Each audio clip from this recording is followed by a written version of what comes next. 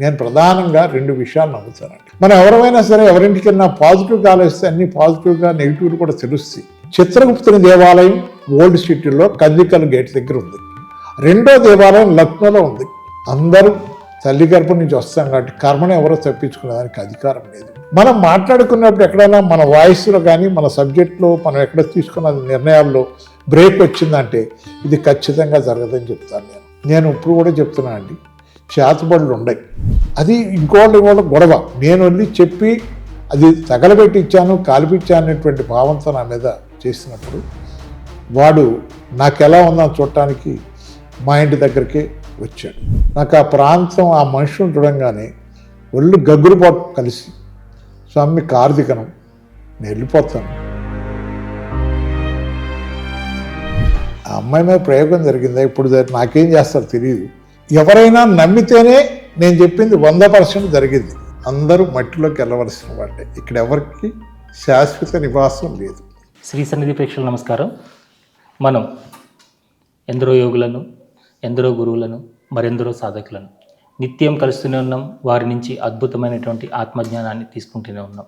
అయితే ఈరోజు మనందరం కూడా మన భవిష్యత్తు ఏ విధంగా ఉంటుంది, మన కుటుంబంలో ఎందుకు సమస్యలు వస్తున్నాయి, మన ఆర్థికంగా ఎప్పుడు బాగుపడతాం, మన ఆర్థిక సమస్యలు ఎప్పుడు తీరుతాయి, మన పిల్లలు ఉద్యోగాల్లోనూ చదువుల్లోనూ ఎప్పుడు ముందుకు వెళ్తారు, అసలు ఎందుకు మన జీవితంలో ఈ కష్టాలు కర్మలు అనేవి ప్రారంభమైనవి, ఎప్పుడు తీరుతాయి, ఇట్లాంటి ఎన్నో రకాల సందేహాలు మనల్ని నిత్యం వెంటాడుతూనే ఉంటాయి. దీనికి జ్యోతిష్య శాస్త్ర ప్రకారంగా ఎంతోమంది మనకి చెప్తూనే ఉంటారు.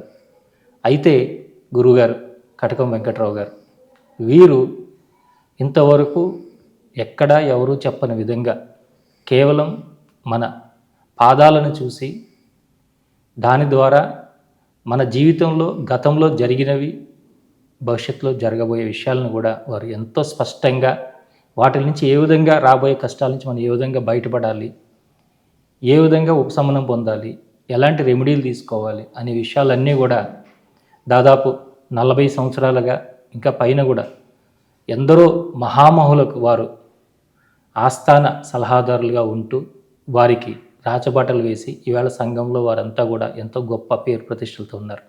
మరి అలాంటి గురువుగారు ఈరోజు మనకి సమయాన్ని అందించారు. వారు ఇచ్చిన సమయాన్ని ఏ విధంగా వృధా చేయకుండా వెంటనే సత్సంగం ప్రారంభిద్దాం. నమస్కారం గురుగారు. నమస్కారం అండి. శ్రీ సన్నిధి శ్యానాథ్ వారి యొక్క సాంగత్యంలో ఈరోజు కార్యక్రమం మీ ముందు నడపాలనేది మీరు అడగటం నేను కూడా కాదనకుండా ఒప్పుకున్నాను. ఎవరికి ఏ విధమైనటువంటి సమస్యలున్నా ఆ సమస్యలన్నీ కూడా పరిష్కార మార్గాలు మనం తెలుసుకుందాం. ఓం గురుభ్యో నమః. అంతా ఈశ్వరుడే. అన్ని సౌకర్యాలు సంపదలు అన్నీ ఇచ్చేది ఈశ్వరుడే, అన్ని కష్టాలు ఇచ్చేది కూడా ఈశ్వరుడే. ఆయన్ని మనం ఏ విధంగా మనం ప్రతినిత్యం నిత్య ఆరాధనలో నిరంతరం స్వామిని నమశివాయ, ఓం నమశివాయ మనం ఏ విధంగా పిలిస్తే ఆ విధంగా పలుకుతాడు. సిరి సంపదలు కావాలంటే ఓంకారనామం చేస్తే మన సంపదలు వస్తాయి. గురువే సర్వలోకాలకు అధిపతి. గురువు తలుసుకుంటే చేయలేని పని లేదు. గురువుకి ఆ సాక్షాత్కారం ఆ పరమేశ్వరుడు ఇచ్చాడు కాబట్టి, పరమేశ్వరుడే మనందరూ గురువు కాబట్టి నేను ప్రధానంగా 2 విషయాలు నమ్ముతానండి. మనం ఎవరైనా సరే ఎవరింటికి వెళ్ళినా పాజిటివ్గా ఆలోచిస్తే అన్ని పాజిటివ్గా నెగిటివ్లు కూడా తెలుస్తాయి. కానీ మనం వెళ్తాను నెగిటివ్కి వెళ్తే అక్కడేదో మన కర్మ తీసుకెళ్ళి అక్కడ వదిలిపెట్టి వాళ్ళు కొంత ఇబ్బంది పెట్టేదానికి మన మనసే సాహసం చేస్తుంది. అలాంటిది కాకుండా ఎలాంటి నెగిటివ్ ప్లేస్లో కూడా నేను పాజిటివ్కి వెళ్ళి పాజిటివ్ నేను గమనిస్తూ పాజిటివ్ మీద రీసెర్చ్ చేసి పాజిటివ్ గురించి వివరంగా చెప్పి వారికి ఉన్నటువంటి మానసిక ఒత్తిళ్ళని కూడా నేను నివారణ చేస్తూ వస్తున్నాను ఇప్పుడు కూడా. అంటే మీరు అమ్మవారు పూజలో ఎవరికైనా ఏదైనా పెద్ద సమస్య ఉన్నప్పుడు అమ్మవారి పూజలో అమ్మవారిని అడిగి చెప్తానంటుంటారు కదా, అది ఎలా సాధ్యం అవుతుంటుంది? నాకేం తెలియదండి. నేను ఇక్కడ చెప్తాను, వారు కూడా పూజలో చూసి చెప్పమని చెప్పి నన్ను చాలామంది అడుగుతారు. నేను అలాంటి ఆమె 1000 మందికి ఇచ్చి ఉంటాను.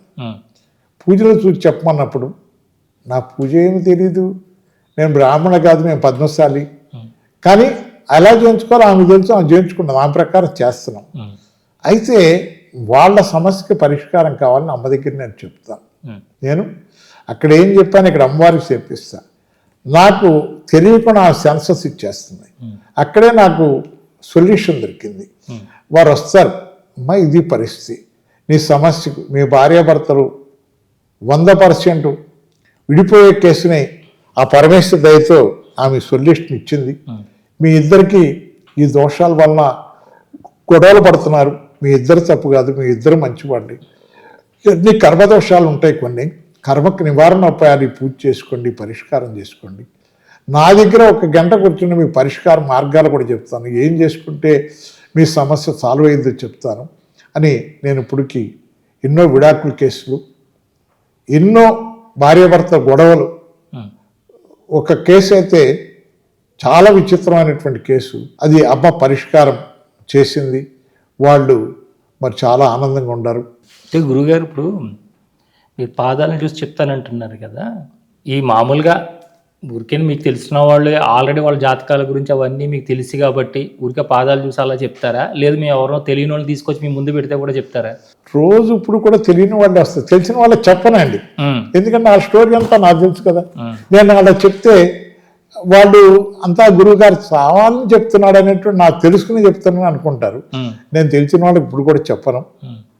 తెలిసిన వాళ్ళకి ఏదైనా కష్టం వచ్చిందంటే పూజలో చూస్తే ఆ పరిష్కార మార్గం చెప్తానని చెప్తాను, కానీ నేను అసలు తెలిసిన వాళ్ళకి జాతకాలు చెప్పను. ఇప్పుడు అక్కడ మాకేమైనా ఇలా ఉన్నారనుకోండి, ఆయన ఇస్తాను, చూసి ఆయన గురించి ఒక 5 పాయింట్లు చెప్పగలుగుతారా? 10 పాయింట్లు చెప్తా. ఇప్పుడుకి నిలబడండి, మీ పాదాలు చూపించండి. 2 కాళ్ళు దగ్గర పెట్టుకోండి, సరిపోతుంది, నాకు కనిపిస్తుంది. 2 కాళ్ళు దగ్గర పెట్టుకోండి, టచ్ చేయండి.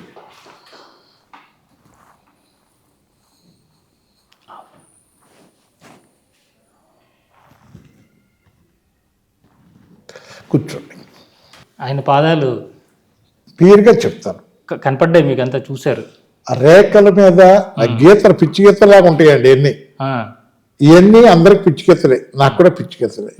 కానీ ఆ సూపు చూసారు, మీరు చూసారు లేదు, నా కళ్ళల్లో ఆ కాంతి, అక్కడ ఉన్నటువంటి రైటింగ్ అంతా నా మెదడులోకి వచ్చేస్తుంది. రీడ్ అయిపోతుంది, వీడియో రీడింగ్ వచ్చేస్తుంది. రీడింగ్ వీడియో లాగా నా మైండ్లోకి వెళ్ళిపోతుంది. ఇప్పుడు మనం శాస్త్రం అనేది నాకేం తెలియదండి. నాకేం తెలియదు అంటే అమ్మ వచ్చి కూర్చుంటుంది, నాకు అన్నీ తెలుసు అంటారు, నువ్వేందుకు తెలిసి నేనెందుకు రా అంటది. ఆమెని పొద్దున్నే పూజ చేసేది, నిరంతరం ఆమెను పట్టుకుంది. నాకెవరు ఎలాంటి సమస్య వచ్చినా పరిష్కారం నా దగ్గర ఉందనే దానికి నిదర్శనగా ఇప్పుడు చెప్తాను. మీ పేరండి, మీ డేట్ ఆఫ్ బర్త్, 77 డేటు 7/1/77, టైపు 9:45 ఏఎమ్మా పిఎమ్మా? Night PM. Birth place Vizianagaram. మీరు వాస్తవంగా చాలా విషయాల్లో మీరు అనుకున్నట్టే చేస్తారు. మీ ఇంట్లో ఏం చెప్పినా వింటారు, కానీ రెస్పాన్స్ మీరు అనుకున్నట్టే సంబోధిస్తారు. కారణం ఏంటంటే మీ పాదాలు ఇలా అయినా చూసుకోండి, మీ 2 బొటన వేళ్ళు ఇలా అవటానికి గల కారణం, మీరు పుట్టినప్పుడే కొన్ని దోషాలు ఉన్నాయి. మీ దోషాలు చాలా సందర్భాల్లో నేను మిమ్మల్ని వదిలిపెట్టట్లేదు, నేను మీతో ఉండాలన్నటువంటి రుజువు చేస్తాను. మీరు ఇప్పుడు దాకా పుట్టినటువంటి దోషాలతో ఏ పని చేసినా, ఎక్కడ జాబ్ చేసినా స్థిరత్వం అనేది చాలా తక్కువ ఉంటుంది. ఎక్కువ సార్ల ఉద్యోగానికి చేయాల్సి వస్తుంది. అక్కడ ఏదన్నా మాట అంటే ఆ మాట మీకు కష్టం అనిపిస్తే మానేయటం జరుగుతుంది. అవునా కాదా? రెండో విషయం ఏంటంటే మనసు మంచిది, మనసులో ఏం కల్మషం లేదు. కానీ ఏదన్నా సందర్భాన్ని కనుక మనసులో తీసుకుంటే ఆ సందర్భం మీరు ఆలోచిస్తే అది కష్టంగా అనిపించిందంటే అక్కడికి వెళ్ళి పని చేయలేరు, అక్కడికి వెళ్ళలేరు. మనసు ఎంత మంచి వాళ్ళైనా ఇవాళ అన్నారు, రేపొద్దున వాళ్ళు మాట్లాడలే వెనక తీసుకుని ఎప్పుడైనా కానీ ఏదో సందర్భంలో అంటారని కూడా ఆలోచించరు. మీ మనసు 1 సైడ్ అయిపోయింది కొన్ని సందర్భాల్లో. ఆ 1 సైడ్ ప్రకారమే మీరు నడుచుకుంటారు.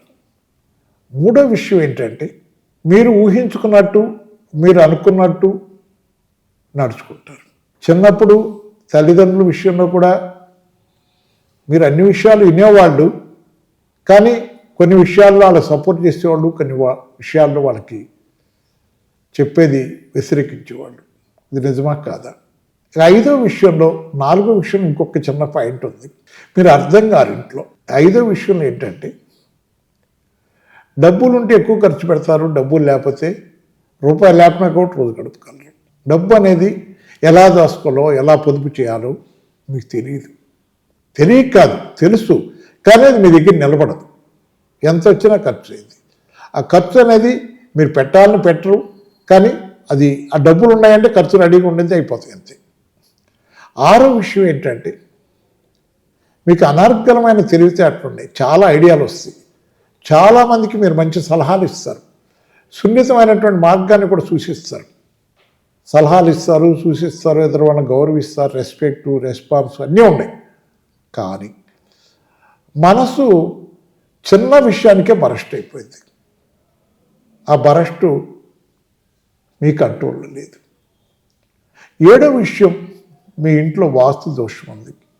చిన్నప్పుడు పుట్టినింట్లో వాస్తు దోషం ఉంది, కర్మదోషం ఉంది.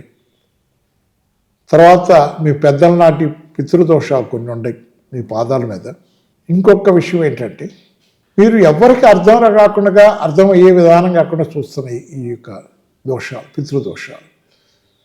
దీనికి పరిష్కారం అంటే ఒక 11 అమావాస్యల రోజున, అమావాస్య శారదం అంటాం, పితృదేవతలు ఎవరికైతే మరి మా వండుకున్నాయన్నీ వాళ్ళు వెజిటేరియన్ అయితే వెజిటేరియన్, నాన్ వెజిటేరియన్ ఆ పూజ చేసి వాళ్ళ పేర్లు సంకల్పం చెప్పిన 3 తరాలు అంటే మీ పెద్దవాళ్ళు, వాళ్ళ వాళ్ళ అమ్మ నాన్న, వాళ్ళ 3 తరాలు, అలాగే అత్తగారి తరపున మీ మేనమామల తరపున వీళ్ళందరికీ మరి పేర్లు చెప్పుకొని 11 అమావాస్య రోజున 11 మందికి ఓ పొట్లాంగం చేసి, లేదా 11 మంది ప్రతి అమావాస్య రోజున పిలిచి భోజనం పెట్టాలంటే ఎవరు రారు కాబట్టి 11 అమావాస్య రోజున 11 పొట్లాలు గట్టి తీసుకెళ్ళి ఎవరికో ఇచ్చి వారి చేత భోజనం చేపిస్తే మీకు ఆ కర్మదోషాలు తొలుగుతాయి.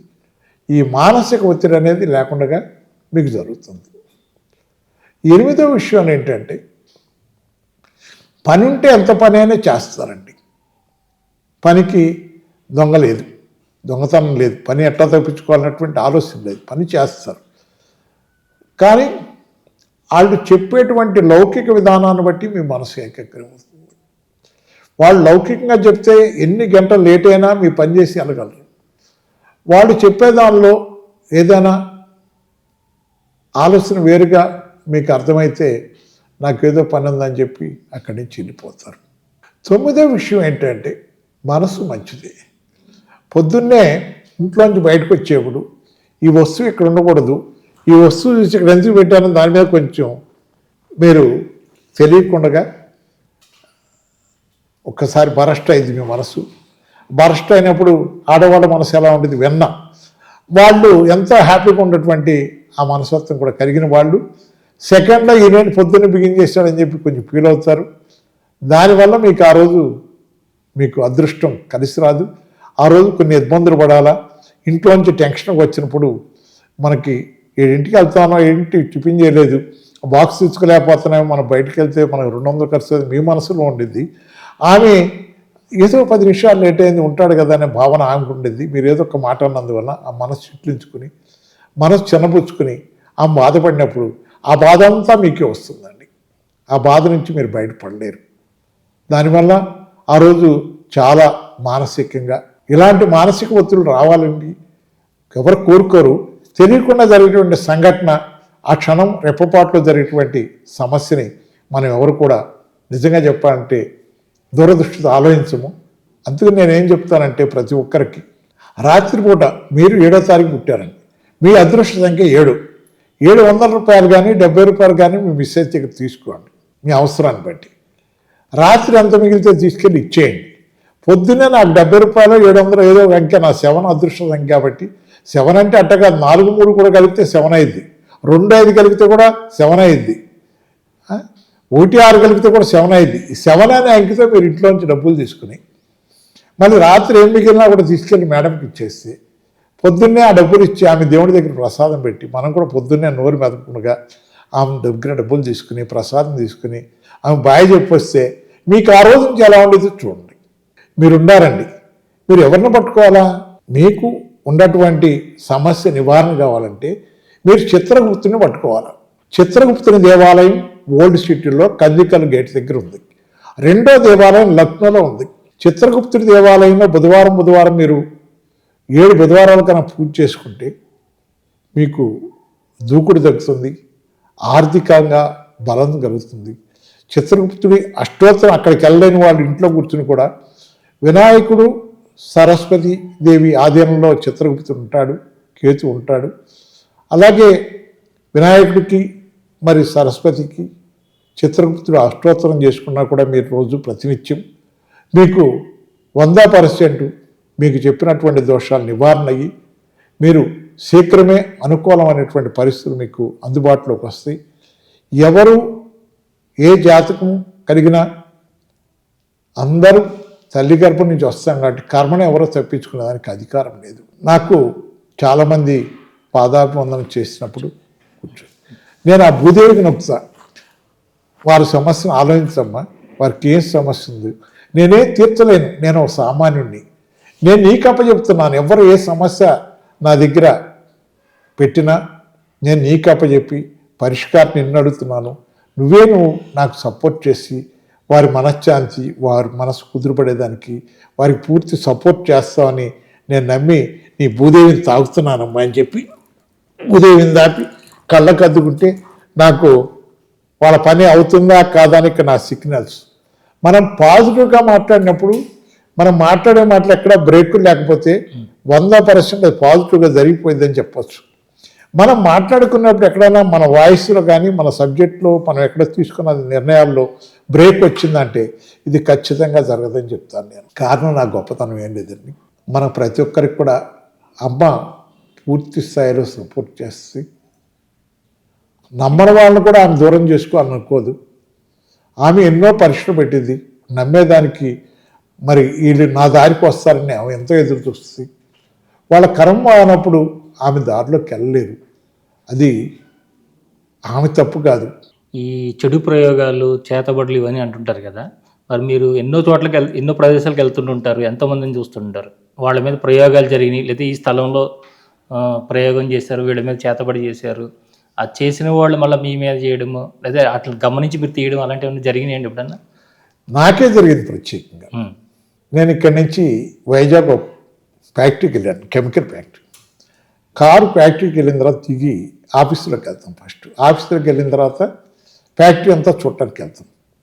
కానీ నా మనసు కాలు కింద పెట్టంగానే ఇటు వెళ్ళాల్సినటువంటి మనసు ఇటు తిరిగి నేను ఎక్కడైతే ప్రయోగం చేశారో అక్కడికి వెళ్ళానండి.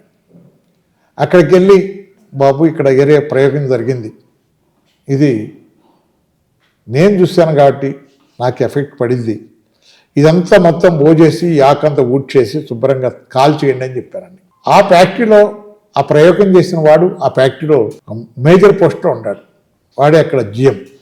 వాడు ఈ కటకం గారు వచ్చి ఈ రహస్యం వాడికి ఒకటి ఉన్నాడు, ఇంకోడు, వాళ్ళిద్దరు అండర్స్టాండింగ్లో చేశారు, చెప్పారు కాబట్టి ఇతరమే ప్రయోగం చేయాలని చెప్పి వాళ్ళు ప్లాన్ చేసి నా మీద ఒక ప్రయోగం చేశారండి.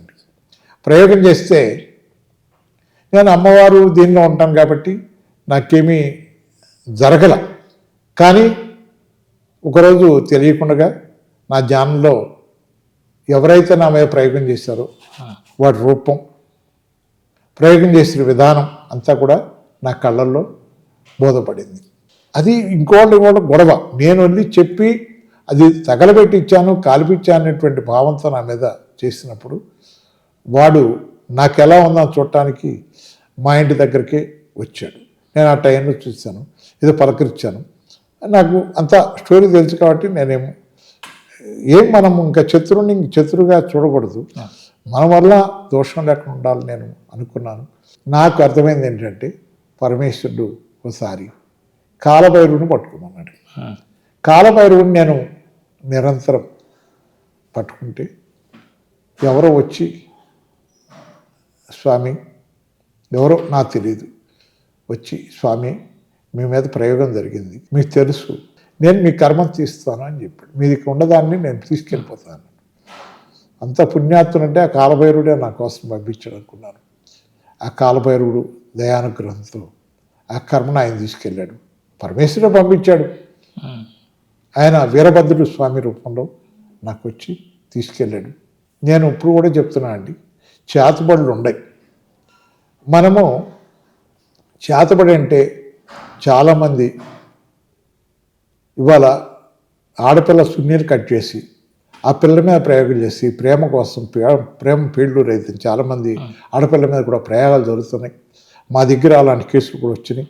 దాన్ని చక్కటి సొల్యూషన్ చెప్పి వారి ఎక్కువ నా కస్టమర్లు, నా శ్రేయాభిలాషులు, నా బిడ్డల్లాగా స్కందగిరి టెంపుల్కి వెళ్ళమంటా అండి. మనం స్కందగిరి టెంపుల్లో వాళ్ళు 69 ప్రదర్శనలు, 70 ప్రదర్శనలు, 90 ప్రదర్శనలు కూడా చేపిస్తాను.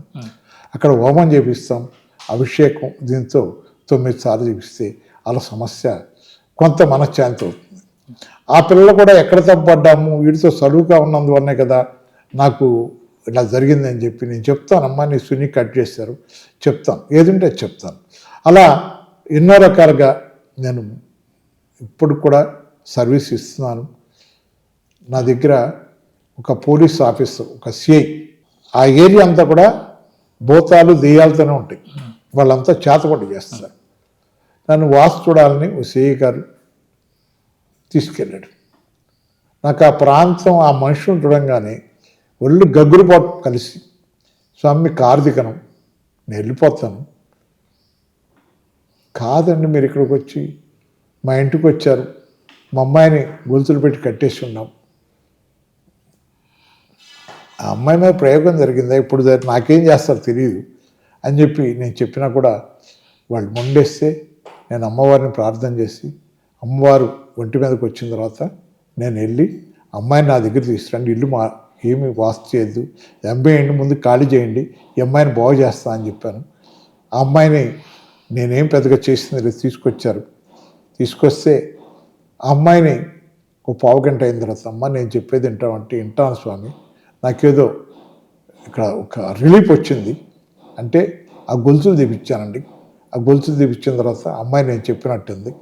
ఆ అమ్మాయి శుభ్రంగా తగ్గింది. వాళ్ళు కూడా బ్రాహ్మణులు. అమ్మాయి మ్యారేజ్ అయింది, 2 పిల్లలు కూడా ఇప్పుడు కూడా నా దగ్గరికి వస్తుంటారు. ఎందుకు నాకేం తెలియదు. కారణం ఒక మంచి చేయాలన్న తపన. ఆ తపన ఎవరు ఇచ్చారు? అమ్మవారు ఇచ్చారు. మనము భగవంతుడు మనకి ఎప్పుడు కనిపించడు. భగవంతుడే మనకి మార్గం చూపెట్టమని వాళ్ళు మన మనసులో ప్రవేశించి ఆ మార్గాన్ని మన చేత చెప్పిస్తారు తప్ప వాళ్ళు ఎదురుగా రారు. చాలా సంతోషం గురుగారు. చాలా మంచి విషయాలు, అందరికి ఉపయోగపడేవి, సాధారణంగా చేసుకునే విషయాలు, అందరిలోనూ ముందు భయాన్ని పోగొట్టే విషయాలు, ఎన్నో విషయాలు మీరు తెలియజేశారు గురుగారు. మరోసారి మనం కలిసినప్పుడు పూర్తిగా వాస్తుపరంగా ఉండే రెమెడీస్ ఏంటి, దోషాలకు పరిహారాలు ఏంటి, చక్కని పరిహారాలు, ఇది ఏ దోషానికి ఏ పరిహారము, ఇలాంటి విషయాల మీద మీరు కొన్ని వీడియోస్ మా ప్రేక్షకులకు అందిస్తే వాళ్ళు కూడా వాళ్ళకు ఉన్నంతట్లో వాళ్ళు రెమెడీస్ చేసుకుంటారు. తప్పని పరిస్థితుల్లో మీలాంటి వాళ్ళని సంప్రదించి వాళ్ళ యొక్క జీవితాలని తీర్చిదిద్దుకుంటారని ఆశిస్తున్న గురుగారు. చాలా సంతోషం. ఈ సాన్నిధి టీవీ ప్రేక్షకులందరూ కూడా చూసిన వాళ్ళు ఒకసారి మళ్ళీ ఇంకొక మెసేజ్ పెట్టి, ఇది 10 మందికి ఈ విషయం అర్థమయ్యేదానికి, మరి ప్రతి ఒక్కరూ చూసిన వారంతా కూడా ఈ యొక్క వార్తని 10 మందికి చేరవేసి మన వంతు మన కర్తవ్యాన్ని మనం నిరూపించుకోవాలని చెప్పి ప్రతి ఒక్కరూ మన ఆత్మీయుల్లాగా ఆలోచన చేసి అందరికీ శుభం కలగాలని, అందరూ ఆనందంగా ఉండాలని మనస్ఫూర్తిగా సెలవు తీసుకుంటున్నాం. సెలవు. జై మార్కండేయ.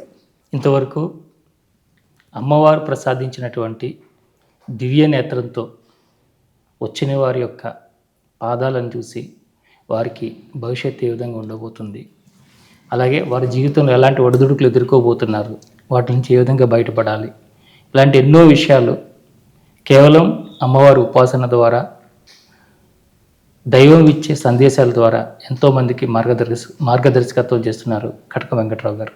మరి వారు గురువుగారు నిజంగా ఈరోజు మనకి ఎన్నో విషయాలు తెలియజేశారు. మీకు కూడా ఏవైనా ఇబ్బందులు ఉంటే కనుక గురువుగారిని ఖచ్చితంగా సంప్రదించండి.